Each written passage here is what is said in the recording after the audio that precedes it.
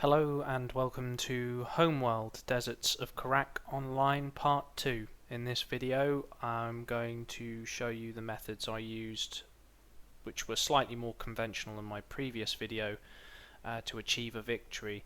This was taken a little over a week ago. In fact, it was taken immediately after the first online game. It's just taken me quite some time to edit down all the footage I've taken for other games and get this up and running. So here you go. So phase 1 is harass. Now I'm holding off my ground strike until I see the hostile ground strike come in. I've heavily invested in sand skimmers. They're slightly upgraded and I've got a lot of them very quickly. So what I'm going to do then is use both my superior firepower and my superior numbers to really damage my opponent early on in the game. Now I'm going to stress at this point, it does not matter if all of my sand skimmers die, because the cost it takes for an LAV or a sand skimmer to be replaced after you have destroyed a number of them plus all of the resource production is it's quite detrimental. You know, when you think about it, you have to deal with a lot of things. There's going to be a deficit on your income, and there's going to be a cost per unit to replenish. Then you've got to wait for the income to come back up so you can replenish those units. So what I'm doing here is I've located the enemy defensive force, and like I just explained, I'm going to eradicate it as quickly as I can using superior numbers and firepower. Then I'm going to start targeting their resource operations. I'm going to shut down their ability to reproduce those LAVs, and if they are spending their resources on LAVs now, it's going to hurt them even more in 5-10 minutes time than it is just simply letting the carrier deal with it and not producing anything for the time being. Enemy armor inbound.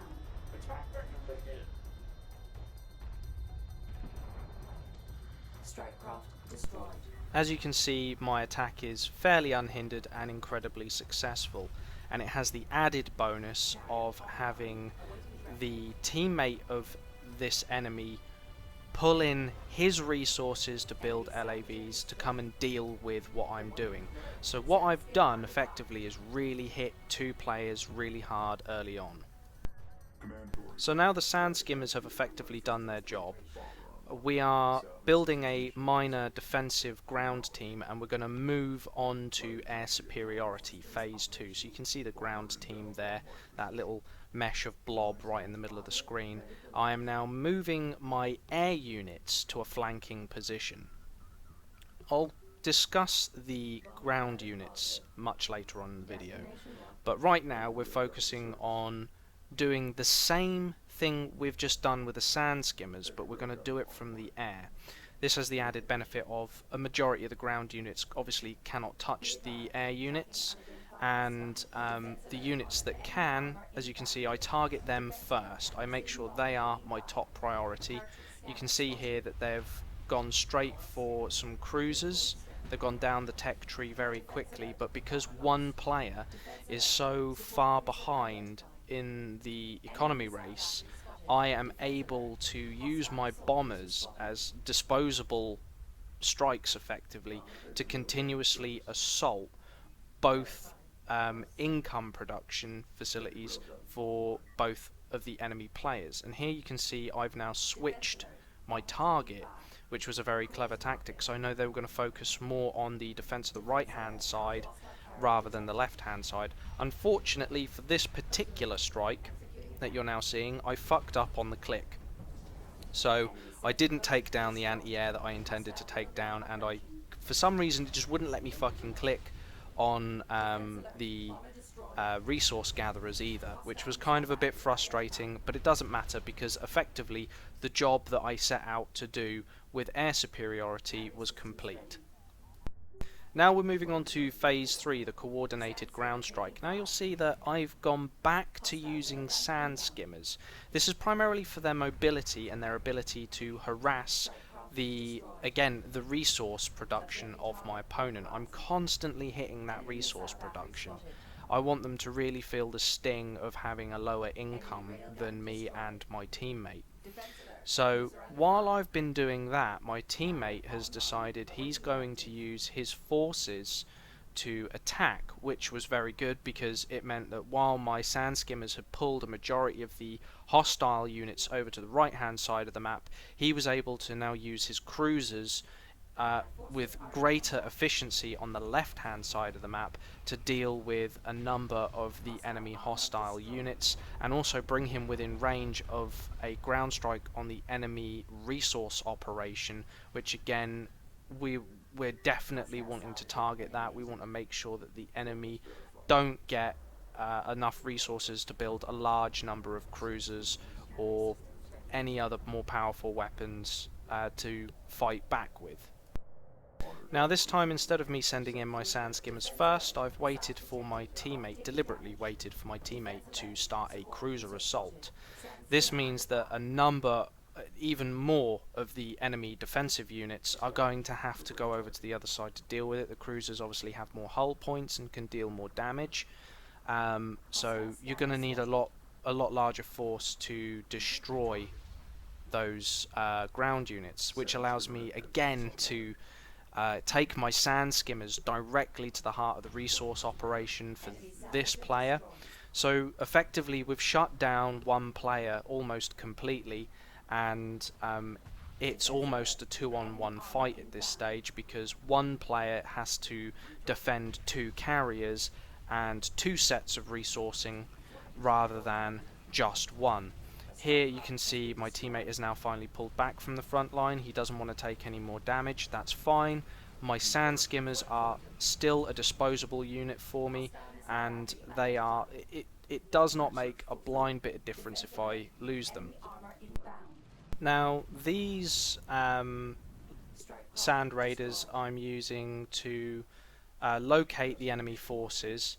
To continue my aerial campaign. My aerial campaign continues the whole way throughout the game. It's not something that once I've ascertained aerial superiority against an opponent, it's not something I'm going to let go. So although I'm going back a little bit here to discuss air superiority, I just want to let you guys know that at no point do I let up my bombing campaign on my opponent. I'm not going to yield my air superiority because that could spell danger for my resource gathering operations. So now I've got my sand skimmers on the ground, I'm able to move my bombers in larger numbers and greater efficiency, because the problem with the Galician forces is we don't have any form of intelligence gathering.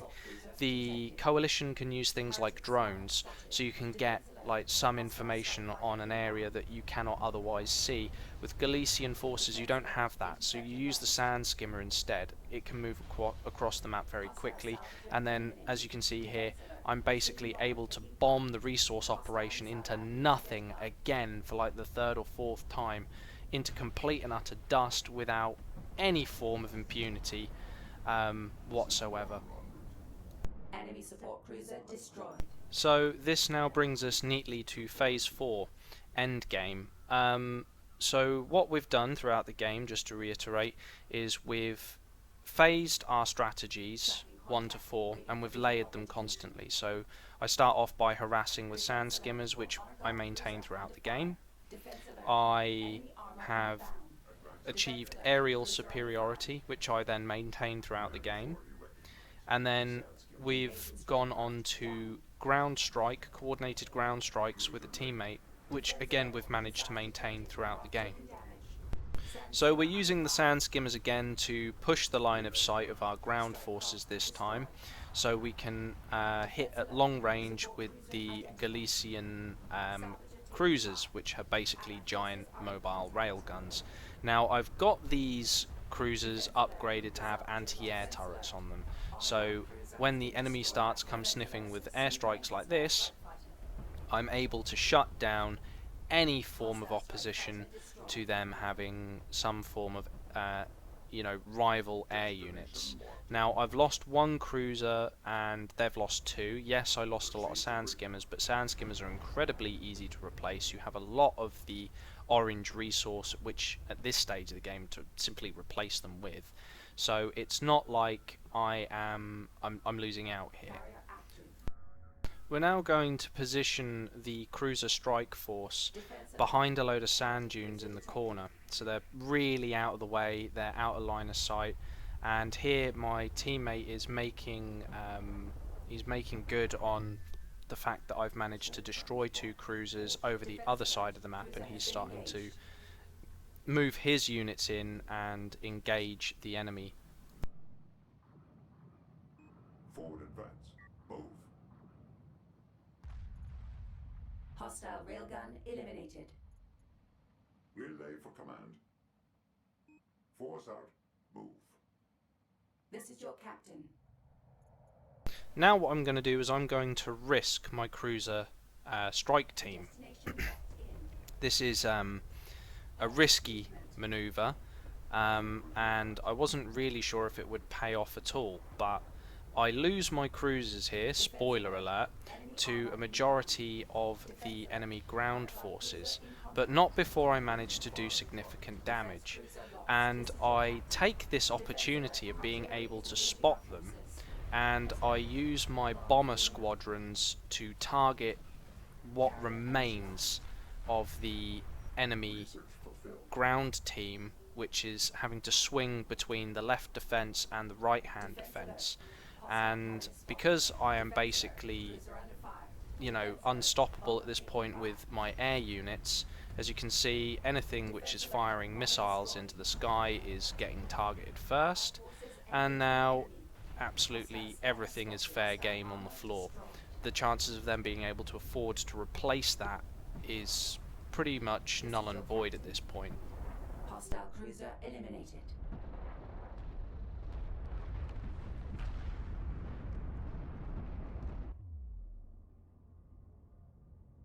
Enemy carrier has been neutralized. Research concluded.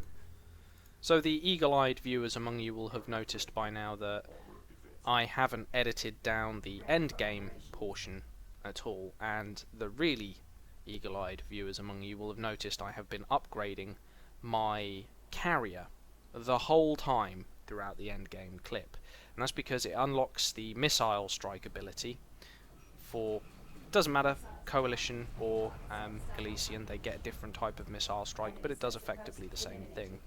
I decided to use this ahead of my teammate's ground strike to soften up any targets ahead of him. I was going to use it on the enemy cruiser force that is on the other side of the map, that's ahead of my units, but I kind of forgot exactly where it was, so it wasn't too much of an issue. I decided to use it straight away as soon as I've got it, just to help my teammate as much as I can.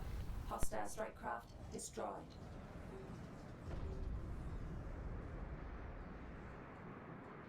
Defense alert. Missiles detected. Craft taking damage. Precision bomber en route. Launch status positive. So I've managed to see a projectile get fired out of the shroud towards my teammate, and I've noticed my teammate's units are now struggling slightly. They've been EMP'd, and they're getting pinned down by hostile artillery. Luckily, I've still got my bombers, and they are going to smash what remains of the enemy cruiser team. No problems there whatsoever. Now, I will explain to you why I said we'll ignore that small defensive force that I built at the start of the game. When you get to this stage of the game, the very, very last stages of the game, if by some sheer magical event you have beaten each other into a bloody pulp and you have ran out of resources, much like we're about to, having that small, weak, poxy defensive force suddenly doesn't look so small, weak, or poxy. Now, I encourage the enemy carrier to come towards me with a missile strike, so he's moving towards me, and these really shitty weak tanks, which are early game tanks that no one really uses, all of a sudden are now the most lethal thing on the planet to my enemy, because he's got no cruisers left.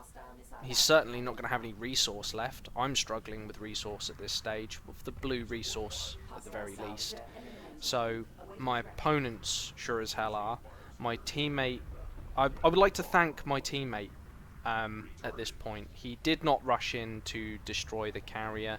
He did let me finish it off. And I would also like to thank the opponents for not quitting out, even though it must have been obvious around halfway through this video at least that they were going to lose.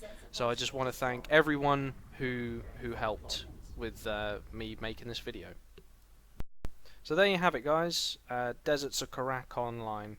Thanks to everyone who I played against and with in these 2 online videos. I will do some more online videos for Deserts of Kharak, but they're not going to be as common as some of the Rust ones, because there's a new XP system coming out for that game, and I want to get involved in that quite heavily. But thank you everyone for watching this video.